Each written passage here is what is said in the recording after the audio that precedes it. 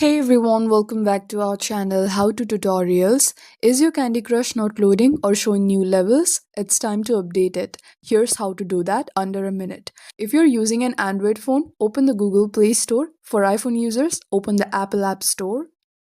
Now tap on the search icon at the bottom right and then use the search bar at the top and type Candy Crush Saga. Locate the official app.